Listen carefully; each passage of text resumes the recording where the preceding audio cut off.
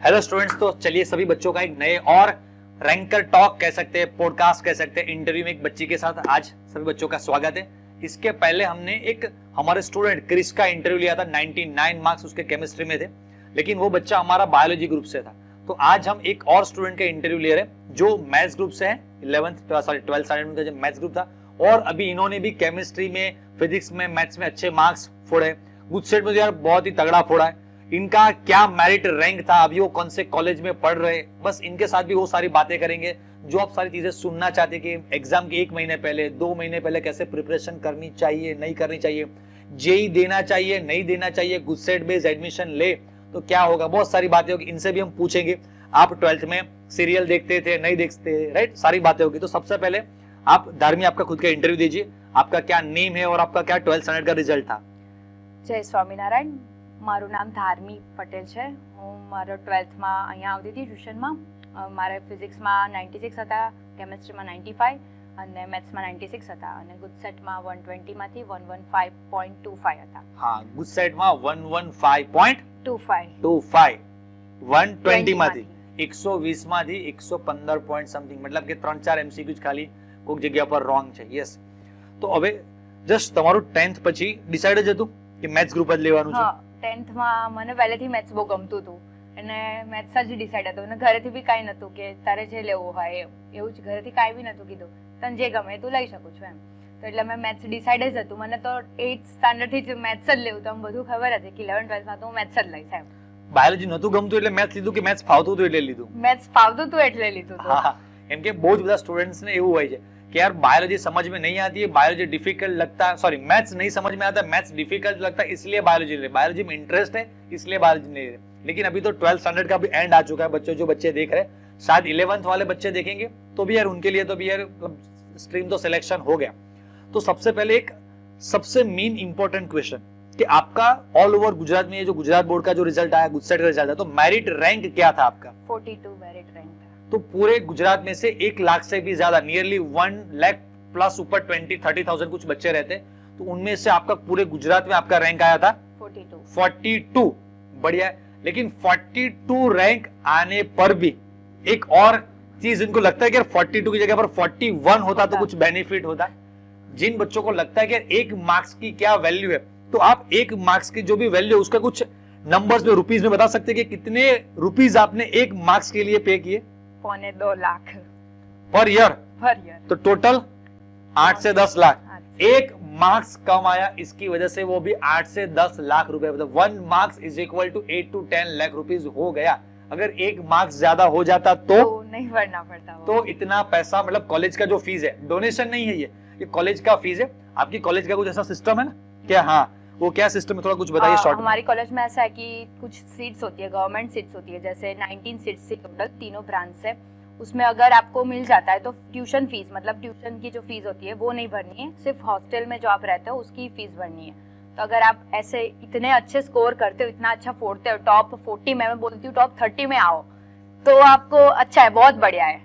तो मतलब आप समझ रहे हो कि जो बच्चे ऐसा समझ रहे कि सर 1 मार्क्स से क्या हो जाएगा, 1 मार्क्स का जो मेरिट में इफेक्ट पड़ता है, उसके बाद जो एडमिशन प्रोसेस, फिर उसके बाद जो ये फीस, जो पैकेज या जो भी वो चीजें तो बाद में, सैलरी जो भी होगा, वो इनकम, वो सभी बाद में। अभी पहले सिर्फ 1 मार्क्स के लिए आप इतना अभी दे रहे हैं। तो कुछ बच्चे मेडिकल ग्रुप में, जब 12th में जो बायोलॉजी वाले बच्चे, शायद उनको भी किसी का ऐसा एग्जाम्पल आपके पास होगा या आप भी फेस करेंगे। सिर्फ 1 मार्क्स जो है ना, वो कितना मतलब आपके लिए डिफिकल्ट हो सकता है।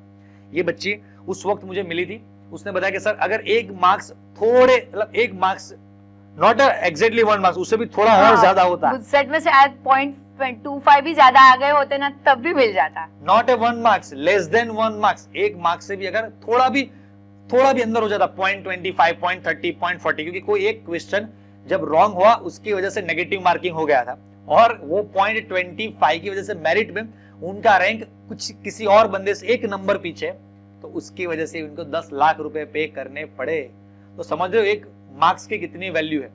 चलो, तो अभी आपका जो 12th स्टैंडर्ड है, तो 12th स्टैंडर्ड में आपकी जर्नी तो मैंने देखी है, आप आपकी लाइफ की कुछ जर्नी थोड़ी शॉर्ट में बताओ कि आप कितने आवर्स पढ़ते थे, स्कूल का आवर्स आपका क्या था, कोचिंग के आवर्स कितने थे, रीडिंग के कितने आवर्स आपके थे, पूरे दिन का शेड्यूल कैसा था आपका?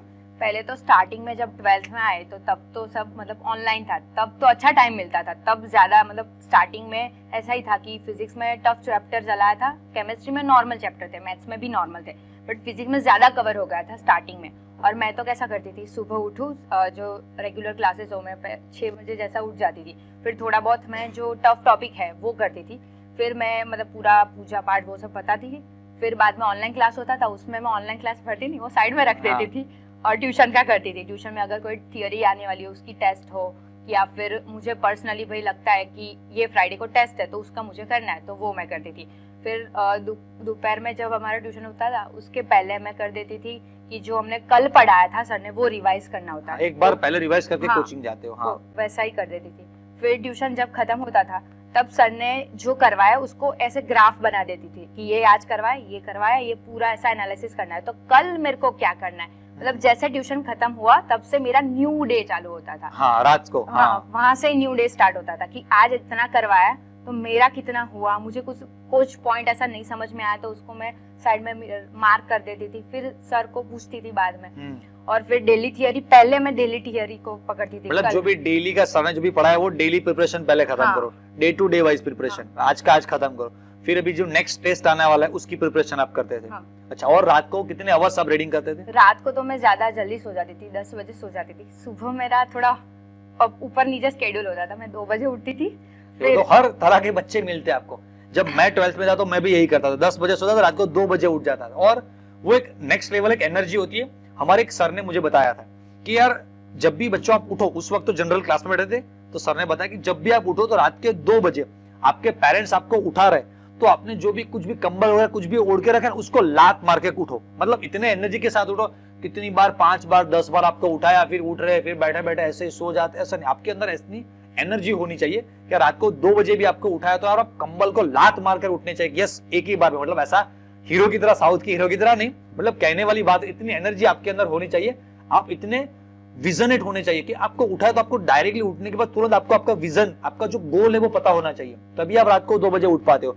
2 बजे आप खुद उठ जाते थे या पेरेंट्स 2-3 बार आपको उठाते थे? नहीं, मैं खुद ही उठ जाती थी, 2 बजे का अलार्म रखती थी। और मैं जो मेन रूम, ड्राइंग रूम बोलते हैं ना, वहां पे सोती थी, क्योंकि वहां पे ऐसा मतलब वो रूम में ज्यादातर सब सोए होते हैं तो उनको देख के फिर नींद आ जाती है। इसलिए मैं अकेली ही सोती थी कि अकेली सो, अलार्म रखती थी, उठती थी। फिर मैं जहाँ सोती थी ना, वो जो जगह पे वो मैंने बेडशीट वो रख देती थी और वहां पे नीचे ही बैठी थी। देखो, हर कोई भी जो रैंकर बच्चा है ना, हर बच्चे के स्टोरी में ये सुनने को मिलता है। जब हमने वो क्रिस के साथ रैंकर टॉक किया था तो वो भी बच्चा बोल रहा था कि मैं नीचे, मैं खुद के बारे में याद करूं तो मतलब हम इतने अच्छे नहीं होते कि सारी चीजें, बॉयज तो इतने अच्छे होते ही नहीं कि सारी चीजें मतलब ऐसे संभाल के रखते।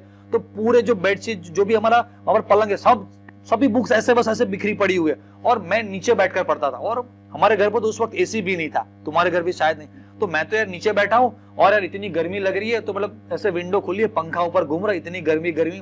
तो कभी कभी तो मतलब ऐसे इतनी गर्मी लग रही है कि टी शर्ट भी निकाल के बैठ जाते थे, मतलब नीचे बैठकर पढ़ाई करते ताकि नींद ना आ जाए। देखिए, अगर आपने बेड पर बैठकर पढ़ाई की तो धीरे धीरे कब एंगल चेंज हो जाएगा पता ही नहीं चलेगा। और वाइब्रेशंस होता है ना, बेड में हम सोए होते वही वाइब्रेशन होता है, नीचे बैठते हैं तो पूरा अलग माहौल होता है, वहां पे हम सोते नहीं ना, इसलिए। हाँ, देखो भी यार, ये वाइब्रेशन का भी एक अलग साइंस है।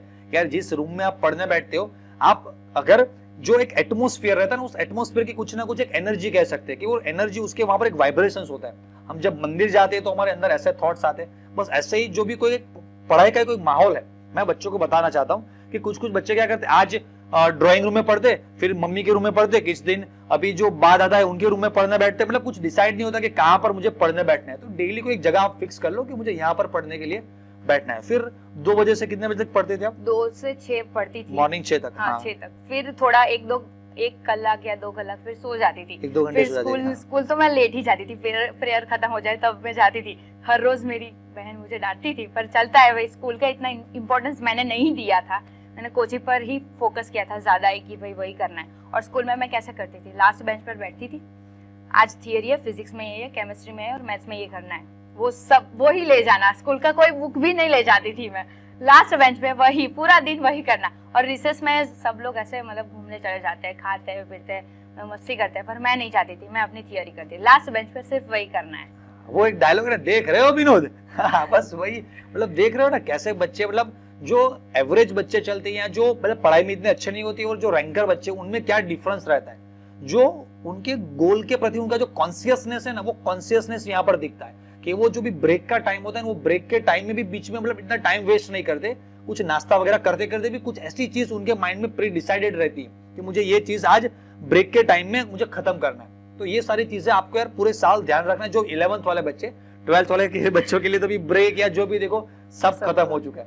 तो अभी लास्ट 1-2 महीने जब 12th में आप जब थे तो लास्ट 1 मंथ में भी प्रीलिम आ रहा है बच्चों का, फर्स्ट प्रीलिम या बोर्ड एग्जाम जो भी देख लो। तो अभी बच्चों के जनवरी फरवरी में उनका शेड्यूल कैसा होना चाहिए, कितने आवर्स आप पढ़ते थे, तो क्या करना चाहिए बच्चों को? मैं पूरा दिन पढ़ती थी मतलब ऐसे आवर्स फिक्स नहीं थे, मतलब पूरा सुबह उठूं तो पहले जो भगवान को याद किया, फिर भगवान को मैं बता देती कि मुझे इतना आज करना है, जो मेरा टारगेट है तो उससे एक कदम आगे ज्यादा टारगेट में रखती थी कि इतना हो ना हो पाए तो इतना तो मुझे करना ही है।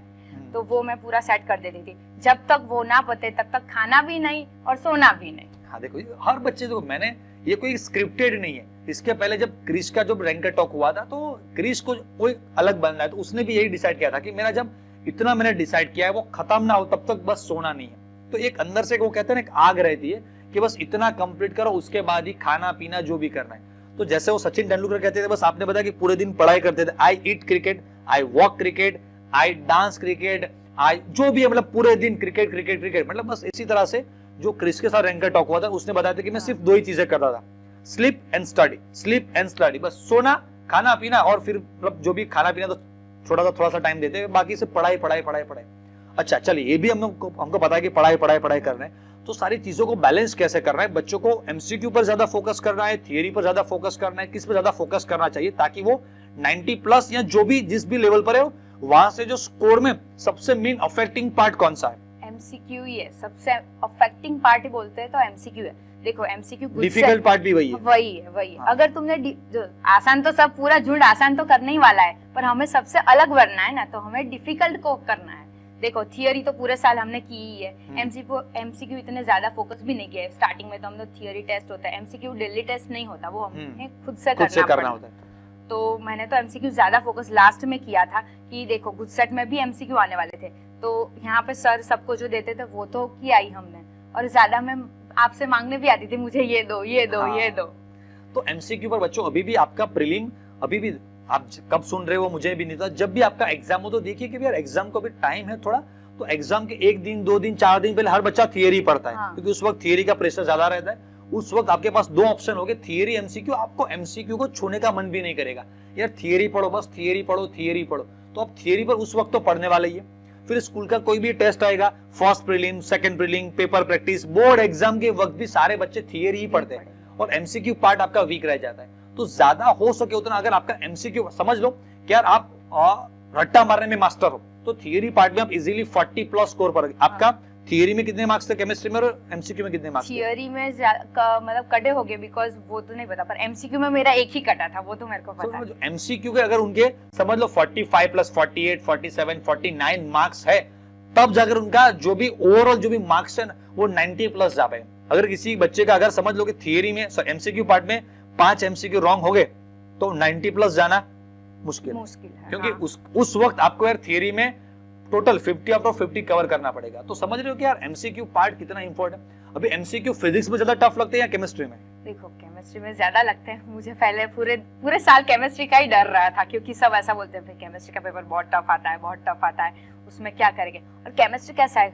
हर रोज करो तो इजी लगता है, पर अगर एग्जाम के पहले दिन किया तब तो रोना ही आता है। तो इतने सालों से हर बच्चे का एक्सपीरियंस है, ये किसी भी बच्चे से पूछ ले कि जब आप पढ़ते हो थ्रू आउट द ईयर तो पढ़ने में सब्जेक्ट फिजिक्स इजी लगता है, नहीं फिजिक्स टफ लगता है, केमिस्ट्री इजी लगता है पढ़ने में, एग्जाम के वक्त फिजिक्स ओके लगता है, बट केमिस्ट्री सबसे टफ लगता है, ऐसा डरावना लगता है, बीच में आता है। तो समझ लो हर साल बच्चे का फिजिक्स तो अच्छा ही जाता है। इतने सालों से मैं जब पढ़ता था वो पढ़ा रहा हूँ, फिजिक्स सबका अच्छा ही जाता है। हाँ एक्चुअली में सब्जेक्ट वो टफ है, लेकिन उनके शायद मुझे लगता है कि इतने सालों से ऐसे टीचर ये मतलब वो बच्चे को समझते हैं कि यार अगर फिजिक्स में पेपर टफ बनाना चाहा तो वो तो केमिस्ट्री को भी तोड़ देंगे। लेकिन फिजिक्स का पेपर सालों से इजी ही आता है, तो बच्चों को फिजिक्स में इतना प्रॉब्लम नहीं होता है। केमिस्ट्री सबसे ज्यादा प्रॉब्लम होता है, और केमिस्ट्री में भी एमसीक्यू पार्ट थोड़ा टफ रहता है। फिजिक्स में जो न्यूमेरिकल है, जहां तक मेरा एक्सपीरियंस है, न्यूमेरिकल या एमसीक्यू इतने एक्सट्रीमली लेवल पे टफ नहीं आते, नॉर्मल होता है। हाँ, मतलब normal level टेक्स्ट बुक पर। का ही ज्यादातर टेक्स्ट बुक, और जो अगर आपने टेक्स्ट बुक पूरी मतलब खा ली हो तो तुम फोड़ पाओगे फिजिक्स। लास्ट ईयर तुम्हारा केमिस्ट्री का पेपर इजी आया था। हाँ, इजी लास्ट आया। ईयर केमिस्ट्री का पेपर इजी था। इसके एक साल पहले मतलब जब से नया सिलेबस जो एनसीईआरटी वाला चेंज हुआ है, वहां पर मतलब 3-4 सालों में एक बार तो मतलब एग्जाम हुआ ही नहीं है, मास प्रमोशन हो गया, एक बार डेडिकेटेड सिलेबस आ गया, फिर जो 2 अच्छे एग्जाम हुए उन दोनों में पेपर केमिस्ट्री का इजी आया था। तो इस साल भी इजी आए, ऐसा हम प्रार्थना करेंगे भगवान को प्रार्थना करेंगे। जो भी बच्चे सुनेंगे, हर बच्चा भगवान को प्रार्थना कर देना, खुद के लिए करना, हम भी प्रार्थना करेंगे। चलिए अभी एक डिप्रेशन वाला फेज आपके साथ डिस्कस करेंगे कि आपको, मैंने देखा है कि पूरे साल आपके अंदर कुछ डिप्रेशन नहीं था इतना, आप एक एनर्जेटिक, कुछ मोटिवेटेड रहते, लेकिन एग्जाम के बाद आप भी लास्ट 1 वीक आपका कैसा था? मतलब ऐसा लग रहा था कुछ नहीं आएगा, मतलब 70 आज भी बहुत है, ऐसा था।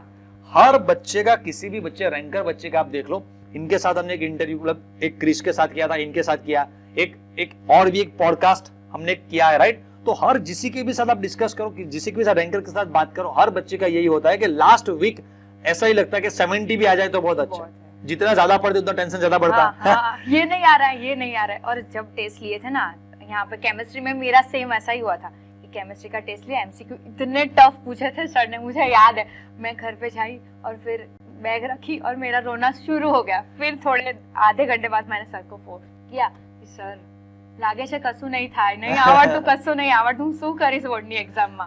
तो આ બધા છોકરાની લાઈફનો એક ફેઝ જ છે। किसी भी सक्सेसफुल इंसान को ले लो, हर बंदा रोया है, राइट? क्योंकि वो अपने गोल के प्रति इतना कॉन्शियस है, इसी वजह से तो रोना रहे, हम रोए हैं, सब रोया है। मतलब कोई ओपनली बताते नहीं, ये बच्चे इतने अच्छे हैं कि अभी ओपनली, और वो भी अभी बता पा रहे हैं कुछ हासिल कर लिया। इनका भी एडमिशन, आपका भी एडमिशन कहां पर हो चुका है? DIICT। यस, गुजरात का जो टॉप लेवल का कॉलेज है DIICT, उनमें उनका एडमिशन हो चुका है, मेरिट में 42 रैंक के साथ, राइट? इन्होंने भी JEE की प्रिपरेशन नहीं की थी। तो उस टॉपिक पर भी आते हैं, तो भी इनके डिप्रेशन स्टोरी पहले सुन लेते कि फिर इनको भी ऐसा डिप्रेशन फील होता था, वो भी रोए थे, फिर उन्होंने भी सर को कॉल किया था।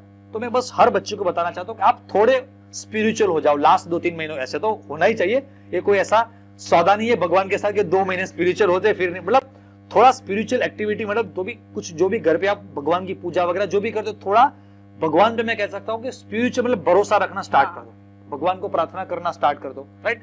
कि यार मैं ये काम कर रहा हूँ, भगवान आप मेरे साथ रहना, ये जो भी डिप्रेशन मुझे फेस हो रहा है आप मेरे साथ रहना, जो भी आपके दिमाग में जो भी थॉट्स चल रहे हैं सारी बातें भगवान के साथ करो, राइट? उसके बाद आप थोड़ा तो डिप्रेस तो भी फील करोगे, क्योंकि भगवान आपके साथ लाइव बात नहीं करेंगे तो अच्छा है, आप इतने अच्छे भक्त होंगे तो। बाकी मैंने जैसे दूसरे सेशंस में भी बताया हुआ है कि वैसे ही कि आप, आपके जो टीचर्स है, मैं देखता हूँ कि हर जो रैंकर बच्चा है ना, वो टीचर्स के साथ अच्छा कनेक्टेड रहता है, चाहे वो फिजिक्स, केमिस्ट्री, मैथ्स के जो भी टीचर्स है, स्कूल के भी टीचर्स हो सकते हैं, जिनके साथ आपका अच्छा ट्यूनिंग बैठ रहा, उन टीचर्स के साथ बात करिए। आपके अंदर जो भी डिप्रेशन है वो सारी बातें कीजिए उनके साथ कि सर मैं ये फील कर रहा हूँ, या मैं ये फील कर रहा हूँ। पॉजिटिव चीजें तो भी शेयर कीजिए कि सर मैं ऐसे प्रिपरेशन कर रही हूँ, सही जा रहे हैं ना, तो वो भी चीजें शेयर कीजिए। वो कहता है ना कि यार दुख बांटने से कम होता है, मतलब बात करने से वो दुख कम होता है। डर तो सबको लगता है ना, वो माउंटेन ड्यू के एडवर्टाइज, डर सबको लगता है। हाँ, अभी आज इस सेशन में हम बैठे हैं तो यार हर जगह पर हर बंदे को, मेरे लिए ये चीज यूज्ड टू है, इनके लिए ये चीजें यूज्ड टू नहीं है, राइट? तो यार डर तो सबको लगता है, आज कोई भी नहीं है फिर भी सबको डर लगता है। तो कोई भी जगह पर हो, चाहे वो सचिन तेंदुलकर ले लो, विराट कोहली ले लो, या XYZ प्लेस, कोई भी बंदा ले लो, जब उनके लाइफ के भी ऐसा कोई क्रिटिकल सिचुएशन जो लाइफ चेंजिंग मोमेंट है कि 12th में रिजल्ट अच्छा नहीं आया तो ये होगा, पॉजिटिव थॉट्स भी आते हैं, नेगेटिव थॉट्स भी आते हैं। आपने कहीं पर ऐसा किया था कि आप बैठे बैठे जब पढ़ाई में बोर हो रहे थे तो मेरे इतने प्रिपरेशन करूंगा, केमिस्ट्री में इतने मार्क्स आएंगे, फिजिक्स में इतने आएंगे? किया था। हर बच्चे की स्टोरी रहती है। किया था कि फिर केमिस्ट्री में तो आ जाएगा, मतलब फिजिक्स का तो मुझे वो बहुत पसंद था। मुझे लिखते रहते थे, हर एक वीक में वो चेंज होता रहता, हर वीक में वो चेंज होता रहता। दो मार्क्स बढ़ाते थे कि यार नहीं इसमें थोड़ा ज्यादा आना चाहिए। आ जाएंगे। हाँ। फिर यार इसमें तो नहीं, इसमें अगर मैं 85 आ रहा है हाँ। तो इसमें अगर मेरे इसमें इतने आ गए तो हो जाएगा, ऑल ओवर हो जाएगा, इतने ऊपर चला जाएगा, फिर सबका मिलाकर इतने हो जाएगा, गुड सेट में मेरा इतना आ जाएगा तो इतना हो जाएगा। बस ऐसे प्लानिंग करते रहे। हाँ, तो ये मैं इनका नहीं बता रहा हूँ, मैं खुद का बता रहा हूँ।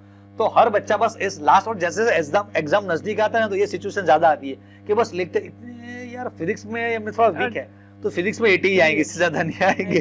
तो फिर केमिस्ट्री में इतने आएंगे, फिर मैथ्स में इतने आएंगे, तो इसमें इतना करना चाहिए। तो हर बच्चे इस डिप्रेशन फेज से आप पास होते ही है, लेकिन ऐसा होता है कि सर के साथ आप बात करते तो डिप्रेशन कम हो जाता है।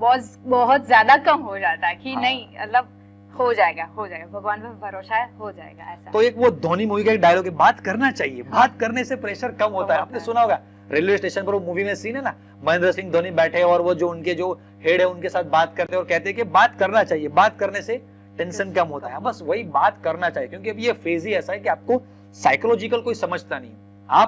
मैं तो पहले ये कहता हूँ कि आपके पेरेंट्स के साथ बात हो कि मम्मी पापा मुझे ये प्रेशर फील हो रहा है, ऐसा हो रहा है, ऐसा हो रहा है, तो यार सबसे पहले जो भी कहते हैं मेन मेंटर तो आपके वो है, उनके साथ बात करेंगे तो सबसे पहला प्रेशर तो वहां से कम हो जाएगा। जो पेरेंट्स भी ये सुन रहे तो उन पेरेंट्स के साथ भी मैं ये चीज एक मैसेज देना चाहूंगा कि आप अपने बच्चे को किसी और के साथ कंपेयर मत करो। मतलब यार इनको ये बताओ कि आप यार कर सकते हो, उनको पुशअप करो कि यार आप अभी 70 ला रहे हो तो आप बच्चे भी थोड़ी और मेहनत करो, हम भी आपके साथ सपोर्ट में, आप 75 आप 80-85 तक जा सकते हो। ऐसा मत कहो कि देखो आपके मामा का लड़का है वो इतना ला रहा है तो तुमको तो करना ही चाहिए, ये देखो इसको मेडिकल में एडमिशन मिल गया और तुम कुछ नहीं कर रहे हो, राइट। किसी और के साथ कंपेयर कर हाँ उस वक्त आपको भी पता है, मैं पेरेंट्स के साइड से बात करूंगा तो पेरेंट्स को भी यार, क्योंकि they are not a good mentors, मतलब यार उनके अंदर ऐसा टैलेंट, हर पेरेंट्स के अंदर ऐसा टैलेंट नहीं होता है कि वो हर बच्चे को साइकोलॉजिकल ट्रीटमेंट दे, ऐसे ही वर्ड्स बोले, कैसे वर्ड्स बोलने चाहिए नहीं बोलने चाहिए, क्योंकि ये हमारा रोज का धंधा है, ये हमारा काम है, ये हमारा काम है कि हमको पता होता है कि इस वक्त बच्चे क्या चीजें फेस कर रहे हैं। तो ऑब्वियसली बच्चे एंड पेरेंट्स दोनों के साइड से मैं कहना चाहूंगा कि यार हर बच्चे को ये समझना चाहिए कि जो मेरे पेरेंट्स मुझे ये जो कह रहे हैं वो मेरे अच्छे के लिए मुझे कह रहे हैं, राइट। उनको दिमाग में ऐसा कुछ नहीं है, और पेरेंट्स जो भी कह रहे हैं तो उनके भी यार ऑब्वियसली उनके दिल में बस यही चीज है कि हमारा बच्चा कुछ अच्छा पढ़ जाए, लेकिन सिर्फ एक चीज कर लो कि यार किसी के साथ कंपेयर मत करो, हर बच्चा यूनिक है, उससे जितना भी हो सकता है उतना करने दो। लास्ट 1-2 महीने भी जो बचे उनमें तो यार ऑटोमेटिकली बच्चों पे इतना प्रेशर रहता ही है, क्योंकि हर जगह पर कोचिंग में देखो सर टीचर्स भाई ऐसे ही करते रहते हैं, हर जगह पर एक एटमोस्फेयर, एक माहौल ऐसा बना होता है। ऐसा हुआ है कि आप पढ़ने बैठे हो, पढ़ के बस घर से थोड़ा बाहर निकले, किसी ने पूछ लिया कैसे 12th बोर्ड है, पढ़ते हो कि नहीं पढ़ते? हर बंदा हमको याद करवाता है कि 12th बोर्ड है, 12th बोर्ड है। गली का कुत्ता भी याद कराता है। मैं हर बार बच्चों को ऐसा कहता कि जब मैं 12th में था यार 4-5 घंटे पढ़ लिया, फिर लगा बच्चों 2-4-5 मिनट वॉक के लिए बाहर निकल, थोड़ी 5-10 मिनट खेलते सोसाइटी में बैठने के लिए जाते, जैसे देखा तुम तो 12th में ना पढ़ो यार, क्या टाइम वेस्ट कर रहे हो, जैसे बाहर का कुत्ता भी भौं भौं करके बोलता है कि तुम 12th में जाओ, घर पे जाओ। गली का कुत्ता भी ये कहता है कि तुम 12th में हो। तो हर जगह पर एक एटमोस्फेयर बना होता है कि तुम, और जैसे जैसे एग्जाम नजदीक आते आपके रिलेटिव्स आपको कॉल करते थे, કેવું ચાલે છે ભણવાનું, થઈ ગયું બધું, હવે તો તારા એક્ઝામ છે। और मेरे फिजिक्स के पेपर के अगले दिन आए थे मेरे पापा के फ्रेंड, हमें मिलने आए थे, वो इतना प्रेशर देखे गए, एक तो यहाँ पे फटी पड़ी है कल क्या होने वाला है, और वो प्रेशर देखे चले गए। मतलब एग्जाम के 2-4 दिन पहले, 5 दिन पहले मैं एक एडवाइस देना चाहता हूँ, आप एग्री करते हो तो बताएं, कि फ्रेंड से ज्यादा बात मत करो। सही है। हर बच्चा एक दूसरे को हर वो कहता है हर सब बच्चे की फटी पड़ी, सबकी लगी पड़ी हुई, तो यार मुझे इतना टेंशन है तो चलो मैं कॉल करके धार्मी से पूछती हूँ कि तुमने कितना किया। अगर धार्मी ने बताया कि यार मेरा भी यार बहुत टेंशन है यार, मुझसे भी कुछ नहीं, तो ठीक है यार धार्मी से नहीं हो रहा है। मतलब यार हर बच्चा ऑब्वियसली ऐसा टेंशन होता है तो हर बच्चा किसी और को कॉल करके पूछता रहता है कि तुम्हारा कितना हुआ, तुम्हारा कितना हुआ। रिलेटिव्स भी फोन करके एक सिस्टम, एक रिवाज हो चुका है कि चलो यार इनकी बच्ची है, इनका बेटा अभी 12th में है, कल एग्जाम स्टार्ट हो तो बेस्ट ऑफ लक कहने के लिए फोन करते, उनको मिलने के लिए जाते। तो यार अगले दिन किसी को भी मत मिलना, जितना भी हो सके उतना अवॉइड करना। आपके पेरेंट्स को बोल देना कि ऐसा कह दे कि यार वो है पढ़ रहा है, अभी पढ़ाई कर रहा है, तो कोई भी रिलेटिव या गेस्ट ऐसा नहीं कहेंगे कि नहीं पढ़ना है तो वो तो फिर पढ़ेंगे, नीचे आ जाओ हमारे साथ बात करो, वो ऐसा ही कहेंगे नहीं पढ़ने दो। मतलब जितना भी हो सके फोन कॉल्स, रिलेटिव से मिलना, सारी चीजें अवॉइड करो। आपके पेरेंट्स को बता दो, मम्मी पापा को बोल दो कि यार मामा का फोन आ रहा है या किसी का भी अंकल का फोन रहा है, बोल दो कि कोचिंग गया, अभी सो रहा है, अभी पढ़ाई कर रहा है, दोस्त के घर गया, लेकिन जितना भी हो सके उतने कॉल्स आप अवॉइड करो, राइट। चलो आप भी ऐसा करते थे? अगर फिर अभी आपको कुछ मोबाइल वगैरह का एडिक्शन नहीं था कि था?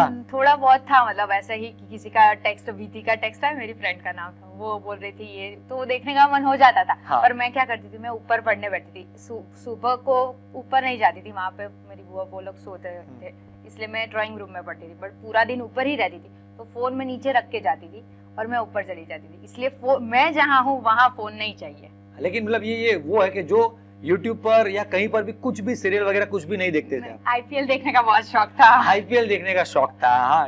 फिर कोई सीरियल अनुपमा? नहीं ऐसा सीरियल अनुपमा वगैरह कुछ नहीं थी? राधा कृष्ण? चलिए लड़की सीरियल नहीं देखती, पहले ऐसी लड़की। आपको पानीपुरी पसंद है? नहीं, थोड़ी। हाँ, एक ऐसी लड़की मिली कि जिसको सीरियल पसंद नहीं है और पानीपुरी पसंद नहीं है, ऐसे भी लोग होते हैं दुनिया में। चलिए अभी एग्जाम के कुछ एक मुझे याद है कौन सा पेपर था, या वो आप हमारे कोचिंग के टेस्ट थे या बोर्ड एग्जाम के एक दिन पहले कुछ आपने मुझे कॉल किया था और आधे घंटे तक वो फोन चला था, वो सिचुएशन क्या थी? अभी आप याद करवाओ। हाँ वो क्या था वो फेज, ताकि बच्चे भी रिलेट कर पाए कि यार हमारे लाइफ में भी ऐसा फेज आने वाला है, तो डरे नहीं और रेडी रहे पहले से। क्या था वो? मैंने 2 बार कॉल किया था, यहाँ पे पेपर खत्म हुआ तब बहुत गंदा गया था, तब कॉल किया था कि सर नहीं हो पाएगा, लगता है कुछ नहीं आ रहा है। मुझे याद है कि सबको आ रहा है, मेरे को नहीं आ रहा है। हमारे केमिस्ट्री में सब बच्चों को एक सोल्यूशन गुजराती में जो छोकराओ છે ને સેકન્ડ નંબરનું જે આપણું ચેપ્ટર છે, તો બધા સ્ટુડન્ટ્સ ને એકદમ એને ન્યુમેરિકલ્સ આખો વર્ષ તમે એટલા બધા ટેસ્ટ આપેલા હોય, એટલી બધી પ્રિપરેશન કરી લ્યો, तो हर बच्चे को वो न्यूमेरिकल्स टेक्स्ट बुक के न्यूमेरिकल्स है, तो हर बच्चे को वो न्यूमेरिकल्स आता ही है। मतलब इनके टेस्ट हमने 1-2 वीक एग्जाम बोर्ड एग्जाम के 2-3 वीक पहले जितने भी इन्होंने यहाँ पर कोचिंग में ट्यूशन में जो सारे टेस्ट दिए थे, हमने देखा था सब जगह पर उनके मार्क्स इजीली 85 प्लस 90 प्लस चल रहे थे, और न्यूमेरिकल्स तो काफी इजी थे, हर बच्चे को आता है, एवरेज बच्चे को भी आता है। और ये मुझे फोन करके बोल रही है कि सर सेकंड चैप्टर का कोई भी एक भी न्यूमेरिकल मुझे नहीं आता है। हाँ, मैं वही तो पहले तो मैं शॉक हो गया कि यार इतना गंदा पड़ा है, फिर मुझे समझ में आ गया कि ये यार ये वो बात है कि यार इनके टेस्ट में तो अच्छे मार्क्स आए थे जो भी ट्यूशन के जो टेस्ट कंडक्ट के, लेकिन बोर्ड एग्जाम का प्रेशर इतना होता है, तो आप मतलब प्रेशर में रॉन्ग हो जाता है। मतलब सब जैसे पेपर खत्म हुआ ना तो सब बोल रहे थे, फ्रेंड्स बोल रहे थे अच्छा गया, ये तो थियरी पार्ट इजी था। मैंने बोला मेरे को तो कुछ नहीं आया, मैं क्या करूंगी, बोर्ड की एग्जाम नेक्स्ट वीक है, मुझे कुछ आ ही नहीं रहा है। तब तो कुछ नहीं हुआ। जैसे ही मैं साइकिल से घर जा रही थी वही कंटिन्यूस वही थॉट आ रहा है, मेरे को नहीं आ रहा है, नहीं आ रहा है। फिर मैंने बोला अजय सर को कॉल करना ही पड़ेगा अब तो। फिर अजय सर ने समझाया कि तो नहीं, लिटरली मतलब वो वैसी फीलिंग थी कि यार आपको चैप्टर 2 कुछ भी याद नहीं, ब्लैंक हो गया था। हाँ ब्लैंक, आउट ऑफ ब्लैंक, मतलब पढ़ा ही नहीं है, ऐसा ही हो गया था। तो अभी यार इस सिचुएशन से फिर बाहर कैसे निकले? मतलब अजय सर को कॉल किया, फिर उन्होंने बताया ये तो प्रेशर में हो जाएगा, बोर्ड के वक्त ऐसा नहीं होगा। अभी हो गया ना, इसीलिए बोर्ड के वक्त नहीं हो रहा है, होगा नहीं है।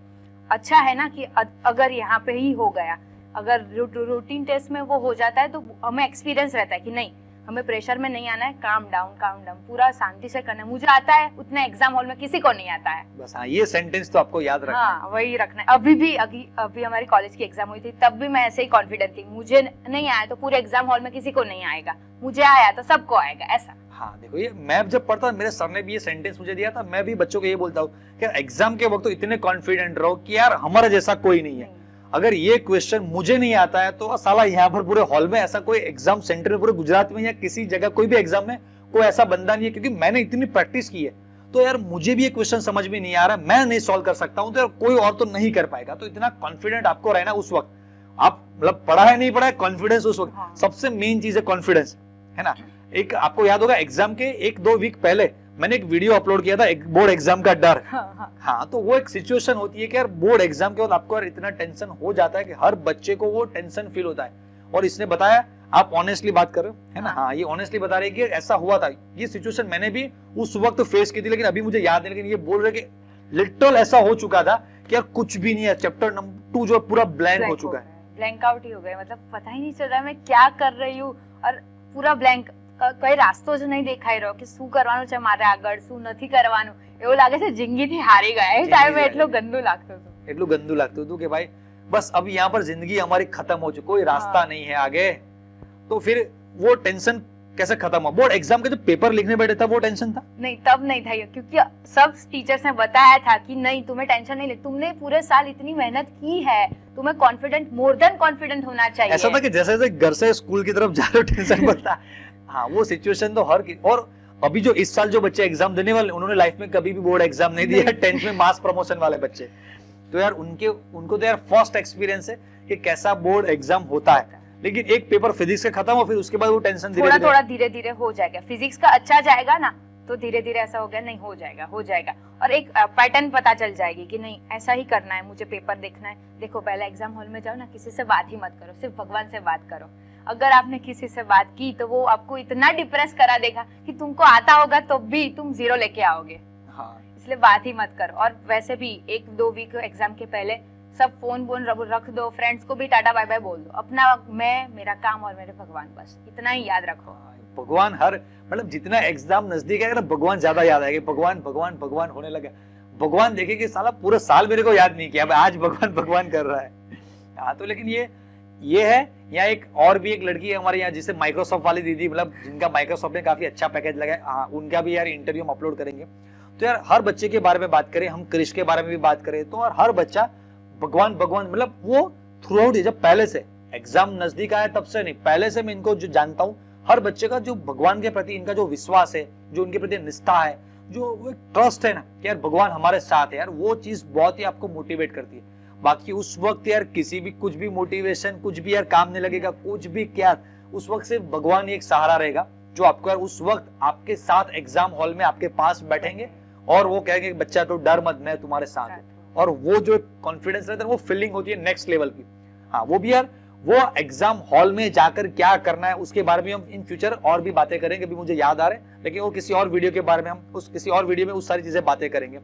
तो आपका एग्जाम गया, फिर बोर्ड एग्जाम और गुजसेट के बीच में कितने दिन थे आपके पास? 10 दिन। वो तो सबसे गंदा फेज था पूरे 12th में, सबसे गंदा फेज और डिप्रेसिव फेज सबसे। वो 10 डेज थे। तो वो 10 दिन में प्रिपरेशन हो जाती है, पहले से प्रिपरेशन गुजसेट के लिए करना ही पड़ता है? पहले से करना पड़ता है, मतलब जो हमने जो हर रोज एमसीक्यू करवाए थे वो गुजसेट लेवल, नीट लेवल के ही थे, जेई लेवल के भी योगी पब्लिकेशन के किए थे, वो ज्यादातर वही थे। बट जो 10 डेज में ऐसा था कि कैसे पूरा कोर्स, और वो गुजसेट में तो 3 सब्जेक्ट साथ में देने थे। हाँ, वो सबसे गंदा था। हाँ, कि एक साथ 40 चैप्टर्स आपको एक साथ याद करके जाने। और 10 डेज में केयूर सर यहाँ से ये दे रहे हैं, अजय सर ये बोल रहे हैं, और वैसे अजय सर लास्ट में ले रहे थे और वो भी एक्स्ट्रा करवाते थे कि नहीं थोड़े 5-10 मिनट रह जाओ। तो वो सबसे ऐसा लग रहा था नहीं हो पाएगा। यहाँ सुबह 8 बजे आते थे गुजसेट में, 2 बजे घर जाते थे, और फिर लगता था कि कुछ नहीं करना है, कैसे पहले फिजिक्स करे या मैथ्स करे या केमिस्ट्री करे। और मैथ्स में कैसा था कि वो थोड़ा टफ रहता था नॉर्मल से, तो उसमें ऐसा लगता था कि अगर पूरा दिन मैथ्स ही चला गया तो फिजिक्स केमिस्ट्री तो हम कर ही नहीं पाएंगे। तो वो सब पूरा मतलब 10 डेज में ऐसा पैक्ड था, पूरा पैक्ड था। खाने का क्या, वॉशरूम जाने का टाइम नहीं था। तो मैं बच्चों आपको बस यही कहना चाहता हूँ कि यार वो जो 10 दिन है ना, वो 10 दिन में आप इतना ज्यादा कुछ नहीं कर पाएंगे, क्योंकि इतना सारा सिलेबस है। आप सुबह से दोपहर तक तो कोचिंग जा रहे हो, और उसके बाद ऑन एन एवरेज हर दिन समझ लो कि एक वीक आपको टाइम मिल रहा है कि लास्ट के 2-3 दिन को आपके कोचिंग में हर जगह आपको टेस्ट प्रैक्टिस भी करना पड़ता है। तो एक वीक में मतलब ऑन एन एवरेज आपको पूरा गुजसेट कंप्लीट करना है, तो हर दिन यार 4 या 5 चैप्टर आपको हर दिन करना पड़ेगा। अगर आप डेली 5 चैप्टर्स भी कंप्लीट करते हो तो 7 दिन में सिर्फ 35 चैप्टर्स कंप्लीट हो गए। तो इन एन एवरेज आपको 5-6 चैप्टर्स डेली गुजसेट लेवल के प्रिपेयर करने हैं। तो बच्चों आप क्या करो, एक एडवाइस आपको देता हूं कि आप अभी जो भी प्रिपरेशन करो, एमसीक्यू पार्ट प्रिपेयर कर रहे हो, तो जैसे मैंने आपको करवाया था फरवरी महीने में आप गुजसेट का प्रिपरेशन स्टार्ट कर दो। जो भी सारे इंपॉर्टेंट चैप्टर्स है, आपका जो पूरा ऑर्गेनिक केमिस्ट्री है, फिजिकल केमिस्ट्री के जितने भी सारे डिफिकल्ट चैप्टर्स है, तो आप गुजसेट के जो पीवाईक्यूज है, गुजसेट लेवल की जो भी प्रिपरेशन है, फरवरी में स्टार्ट कर दो। इससे बेनिफिट आपका क्या होगा कि अगर गुजसेट लेवल के क्वेश्चंस करेंगे तो ताकि वो लेवल का कोई भी क्वेश्चन गुजरात बोर्ड में आता है तो वो भी आप कर पाएंगे। और ऐसा होता है कि जनरली पूरे साल को एक बुक आप सॉल्व करते रहते हो, तो वो तो क्वेश्चंस आपको सारे याद हो जाते हैं। तो गुजसेट टाइप के नए क्वेश्चंस आप सॉल्व करेंगे, नए क्वेश्चंस भी मिल जाएंगे, नए लॉजिक्स भी सीखने को मिलेंगे, और एक कॉन्फिडेंस बढ़ेगा कि हमने गुजसेट लेवल के क्वेश्चंस भी सारे प्रैक्टिस कर लिए, तो बोर्ड एग्जाम में शायद भी केमिस्ट्री, फिजिक्स, मैथ व किसी में भी थोड़ा भी बहुत पेपर टफ हुआ तो वो चीज आपको बेनिफिट वहां पर हो जाएगा। और जैसे बोर्ड एग्जाम कंप्लीट हुआ तो उसके बाद आपको इतना टेंशन मतलब नहीं लगेगा। आपको ऐसा लगेगा हाँ मैंने ऑलरेडी 8-10 चैप्टर्स गुजसेट लेवल के प्रिपरेशन कर दिए, तो नेक्स्ट 4-5 दिनों में बाकी के जो भी चैप्टर्स है मैं कंप्लीट करके जो पूरे 3 सब्जेक्ट एक साथ याद करने की कोशिश करोगे। ये भी एक नया एक एक्सपीरियंस है, 3 सब्जेक्ट एक साथ प्रिपेयर करो। और उसमें भी ऐसा होता है कि मॉर्निंग में फिजिक्स केमिस्ट्री एक साथ दो, और वो अच्छा नहीं गया उसके बाद बीच में ब्रेक आता है, और मैथ्स भी, उसका इफेक्ट मैथ्स पे नहीं होना चाहिए, वो देखना पड़ता है। हाँ, क्योंकि उसका इफेक्ट जो है मैथ्स के ऊपर यार आपका जब आता है ना, तो यार वो चीजें भी डिफिकल्ट हो जाती है कि यार फिजिक्स केमिस्ट्री अच्छा नहीं गया तो मैथ्स कैसा जाएगा, मैथ्स बायो जो भी है उसका सेकंड पार्ट कैसा जाएगा, राइट। चलो और कुछ चीजें जो आपके एंड से बच्चों के साथ कहना चाहेंगे, हिंदी, इंग्लिश, गुजराती, जो भी लैंग्वेज आपका बाय हार्ट जो निकलेगा। जो भगवान ने तो તમારે જોડે જ રાખવાના પહેલેથી જ, તમારો 11th વાળા છે તમને જો 11th થી જ અત્યારથી જ એવી ટેવ પાડી દેવાની કે સવારમાં ઉઠો તો રોજનું સ્કેડ્યુલ ભગવાનને કહેવાનું, અને સુવો ત્યારે કહી દેવાનું કે મેં આટલું આટલું ભગવાન કર્યું, જેટલું મારાથી થતું હતું એનું 100% મેં આપ્યું, હવે તું જોઈ લેજે એમ। बस हाँ, ये मेन हम भी हमारे लाइफ में ऐसा करते हैं कि पूरे दिन यार काम करते हैं, फिर मैं और हमारी टीम जब रात को 8 बजे सब कुछ ऑफिस बंद करते हैं तो बस भगवान को ये कहते हैं कि जितनी तुमने बुद्धि शक्ति जो भी दिया, जितनी भी शक्ति दी थी, बस उतना हमसे हो सका उतना किया, तो आगे का यहाँ से आगे आप देखो। हाँ, और देखो एमसीक्यू पे ज्यादा फोकस करना, और पहले से ही पैटर्न रखना कि और जो 12th में जो जिनको 1 महीना बाकी है, तो जो हार्ड, और मैंने वो पहले बताया था, मैं पहले आई थी तब कि हार्ड है, तो वो वाले एग्जाम के अगले दिन रखना कि वो एग्जाम के अगले दिन वो देख के जाओ, आप एग्जाम हॉल में जाओ तब। और इजी वाले फिर अभी से इजी वाले थोड़े थोड़े करना, और ज्यादा से ज्यादा दूसरे प्रैक्टिस हो, एमसीक्यू टफ लेवल के, जेई लेवल के भी करो, थोड़े बहुत नीट लेवल के भी करो, तो अपना माइंड वो चारों और देखेगा, ये भी आएगा, ये भी, मतलब एक ट्रेनिंग मिल जाती है, माइंड को शार्पनेस ज्यादा बढ़ेगी, तो कॉन्फिडेंस बढ़ेगा, तो एग्जाम में आप कोई भी मुझे दो, कोई भी मैं कर पाऊंगी, ऐसा इतना कॉन्फिडेंस आ जाएगा। वो बोर्ड आप देंगे फिर उसके ज्यादा कॉन्फिडेंस बढ़ेगा, बोर्ड में आएगा तो मुझे गुजसेट में भी आएगा। तो ये नए जो सारे वर्कशीट हमने बनाए वो सारे वर्कशीट ऐसे बना दिए कि लेटेस्ट जो लास्ट 5 इयर्स के नीट और जेई के जो भी टेक्स्ट बुक लेवल के क्वेश्चन है, सारे क्वेश्चन उनको टॉपिक वाइज बना कर दे दिए। हमने एक पूरा पार्ट बनाया कॉन्सेप्ट बूस्टर करके, तो सिर्फ वही 70, 80, 100 क्वेश्चंस करो, वो सारे क्वेश्चंस के उनको वीडियो सॉल्यूशन भी मिल जाते हैं, तो बच्चा घर बैठकर जब भी वो चाहे तो सारे वीडियो सॉल्यूशन। और हमने एक नई चीज बनाई उसमें लेजेंड लेवल्स की टेक्निक, मतलब ये जो क्वेश्चन है तो यार ऑर्डिनरी बच्चा या किसी भी पब्लिकेशन में जो सॉल्यूशन दिया ये सॉल्यूशन ऐसा है, लेकिन एक लेजेंड लेवल की टेक्निक है कि क्वेश्चन देखकर सिंपली ऐसा कोई वर्ड्स होता है, ऐसी कोई ट्रिक होती है कि सिर्फ क्वेश्चन देखकर आप सारी चीजें सॉल्व कर लो कि ये कंपाउंड है, इसका ऑक्सीडेशन होगा तो ये होगा। हमने आपको एक सेंटेंस याद करवाया था, वो सेंटेंस क्या है, किसी का कोइनोवर reduction 1 degree alcohol, product 1 degree alcohol, कीटोनो 2 डिग्री अल्कोहल, जो भी याद है। यस, मैंने बच्चों को बताया था कि ये जो सेंटेंस है, किसी का भी reduction product 1 degree alcohol, ketone का 2 डिग्री अल्कोहल, तो ये सेंटेंस अभी भी इनको भी याद है। यार हमारे जो सीनियर्स है शायद उन बच्चों को भी ये सेंटेंस याद होता है कि किसी का भी रिडक्शन। तो ये टेक्निक होती है कि आपको जो कंपाउंड्स होते हैं ना, वो कहते हैं कंपाउंड ने उनका जो वो कहते हैं उनकी जात देखनी है कि मतलब ये अल्कोहल है, ये फिनॉल है, एल्डिहाइड है, रिडक्शन हो रहा है तो प्रोडक्ट आपका यही बनेगा। तो 4 ऑप्शन देखकर आप डायरेक्टली लेजेंड लेवल के सॉल्व कर पाते हो। और इन बच्चों को तो इतना इजी बना दिया हमने कि उनको हर बच्चे में वो क्रिएटिविटी नहीं होती है कि खुद के कलरफुल नोट्स बनाए। लड़कियों में थोड़ी बहुत जो क्रिएटिविटी होती है कि डिफरेंट डिफरेंट कलर के पेन वगैरह यूज करके वो क्रिएटिव नोट्स बना पाते, लेकिन हमने तो हमारे एंड से सारे printed creative notes, sticky notes सब कुछ बनाकर उनको दे दिया रेडी टू यूज, कि सिर्फ आपको ये रेडी है इतने नोट्स। वो नोट्स हमने ऐसे बनाए कि कोई भी क्वेश्चन, कोई भी कंसेप्ट वहां पर ना छूटे, सारी चीजें, सारी टेक्निक उसमें कवर कर दिए। और जो मेन कीवर्ड्स है, जैसे हमारा पी ब्लॉक एलिमेंट्स है, तो हर लाइन से कोई ना कोई छोटा सा क्वेश्चन बन सकता है, तो वो लाइन और यहाँ से ये वर्ड आपके लिए काफी इंपॉर्टेंट है, वो सारे पिंक कलर या ये कलर डिफरेंट कलर से उनको हाईलाइट करके दे दिए। तो उनको ये रिसोर्सेज मिले हैं तो उनको यूज करना चाहिए। और मैं जेलस फील करोगे, हमको नहीं मिला था। वही और सर का सपना है कि भाई कोई केमिस्ट्री में 100 और 100 लाए तो वो कोई पूरा करे, और मैं ऐसा चाहती हूँ कि कोई हमें भी हमारे जूनियर बैच में कोई डीए में आए तो कोई तो आए, मतलब 2-3-4 हर साल एक ना एक बच्चा। हमारा अभी यार एक 4th ईयर में जय मकवाना, वो भी डीआईसीटी में, उसके बाद एक नेक्स्ट हमारी एक स्टूडेंट ईशा शाह, वो भी डीआईसीटी में है, फिर ये है, तो सारे बच्चे यार अभी 50+, 30+, 40+ पैकेज में जाएंगे। तो इस साल भी हम चाहते यार सारे बच्चे ऐसे जाए, और इस साल तो हमने हमारा फैमिली बहुत बढ़ा दिया, पूरे गुजरात लेवल पर हमारा फैमिली बढ़ा दिया है। तो अभी ये फैमिली सिर्फ हमारे आनंद में मतलब रिस्ट्रिक्टेड नहीं है, यूट्यूब पर जो हमने एक कोर्स लॉन्च किया तो बहुत सारे बच्चे अभी हमारे इस जो कोर्स में, उस कोर्स में जुड़े हुए, तो बहुत सारे बच्चे ऐसे कि ऑलरेडी उनका अभी जो फर्स्ट टर्म एग्जाम है वहां पर वो 90+ चल रहे हैं। तो अच्छा है, वही मेंटेन, उससे ज्यादा मेंटेन करो। 90 आ रहे हैं तो 95 लाओ, 95 आ रहे हैं तो 99 आएंगे। एक थोड़ा बहुत रहेगा कि यार मेरा ये लूप है, ये मेरा ड्रॉबैक है, तो उसको कवर करो, यहाँ पे मेरा ड्रॉबैक, और ऐसा माइंडसेट बनाओ कि नहीं मुझे तो करना ही है। भूल जाओ सब चीजें, 12th में सिर्फ पढ़ना ही पढ़ना है, फिर अच्छा है अगर एक कॉलेज सिक्योर होगी तो तुम्हें ऐसा रहेगा कि नहीं हमें थोड़ा बहुत तो मिलेगा, अभी है। मुझे ऐसा लगता था कि जो आप जैसे लोग जो बड़े सिटीज में रहते हैं, जो अहमदाबाद, राजकोट, आनंद, सूरत, तो वो सिटीज में तो कुछ ना कुछ उनको कोचिंग अच्छा मिल जाता है, लेकिन यार जो बैकवर्ड एरिया में, छोटे छोटे डिस्ट्रिक्ट, छोटे छोटे गांव में जो बच्चे रहते हैं उनको ये फैसिलिटी नहीं मिलती है। वो सिर्फ सोचते रह जाते हैं कि यार हम कब ऐसे कॉलेज में जाएंगे। तो हमने एक ऐसी चीज बना दी कि यार हर बच्चे के घर तक, मतलब वो बच्चा या कच्छ के किसी छोटे से गांव में बैठा है, या जूनागढ़ में कहीं छोटे से गांव में बैठा है, या द्वारका के छोटे से किसी गांव में बैठा है, या वलसाड़, बनासकांठा, महसाणा, किसी भी डिस्ट्रिक्ट के किसी भी छोटे से गांव में बैठा है, वो बच्चा भी सारी इस नेक्स्ट लेवल की जो सारी चीजें कि जहां पर वो चीजें उनको अवेलेबल नहीं रहती है, राइट। मतलब किसी भी छोटे से गांव में गए तो वहां पर मैकडोनल्ड्स होने के चांसेस नहीं है, लेकिन अब यार ये ऑनलाइन मैकडोनल्ड्स की, ऑनलाइन को ऐसी चीज है कि यार आप घर बैठे हो चीजों, मतलब वहां पर शायद अमेज़न नहीं होगा, मतलब वहां पर वो डिलीवर नहीं करते होंगे, जोमेटो वहां पर डिलीवर नहीं कर रहा होगा, लेकिन हम कंटेंट वहां ऑनलाइन वहां पर वो कंटेंट उनके घर तक डिलीवर कर रहे हैं। तो बस ऐसा ही हमारी एक एक्सपेक्टेशन है, एक अंदर से वो कहते हैं एक भावना है, इच्छा है कि यार गुजरात का हर कोने से में छोटा छोटा बच्चा जो कोई भी बच्चे वो भी यार इतने अच्छे अच्छे कॉलेज में जाए, और 2-3 सालों के बाद वो भी बच्चा मुझे कॉल करके बोले कि सर हम आपके इस ऑनलाइन कोर्स में जुड़े थे और सर अभी मैं इस कॉलेज में हूँ या इस कॉलेज में एडमिशन मिल गया है और अभी मुझे भी इतना पैकेज लगा है, तो यार आपका भी इसी तरह का कुछ